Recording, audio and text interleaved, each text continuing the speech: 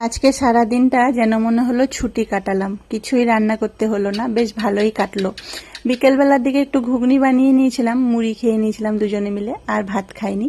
তো সেই ঘুগনি একটু রেখে দিয়েছিলাম। ঘুগনিটা আমাদের দুজনেরই খুব প্রিয়, ভাতের সঙ্গে খেতে আমার তো খুবই ভালো লাগে, কার কিরকম লাগে জানি না, আমাদের দুজনেরই ভালো লাগে। আর এই পাশে সোয়াবিনের তরকারি ছিল, সেটাও গরম করে নিচ্ছে, আর একদম গরম গরম ভাত হয়ে যাচ্ছে। রাত্রি 9টা বেজে গেছে, তাও তাপমাত্রা কমেনি, যেন মনে হচ্ছে দিনের বেলার মতনই গরম। কিছু করার নেই, গরমের সঙ্গে লড়াই করে যেতে হবে। ফ্যানের নিচে ছিলাম এতক্ষণ, কাজে বসেছিলাম, কাজের থেকে উঠে আমি না 9টা বেজে গেছে, ভাতটা বসিয়ে দিই, আস্তে আস্তে হোক, আমি আবার একটু কাজে বসে যাব। তো আজকে ঘুগনিটা না খুব সুন্দর হয়েছিল। অতিরিক্ত গরম পড়েছে তো এখন তো একটুতেই আমাদের ঝাল লেগে যায়, কিন্তু কালারটা দেখছো কি সুন্দর হয়েছে, খেতেও দারুণ হয়েছিল। একটু ঝাল বেশি হয়ে গেছিল, এইটুকু ঝাল আমরা খাই, কিন্তু গরমের জন্য এই ঝালটা একটু বেশি লেগে গেছিল। পাখিটার পাখনাগুলো বসেছি, আর বাইরের ওয়েদার দেখো, যেন মনে হচ্ছে একদম রাত্রি 12টা বেজে গেছে, এতটাই অন্ধকার, লোকজন চলাচলও বন্ধ, মাঝে মধ্যে একটা দুটো সাইকেল যাচ্ছে।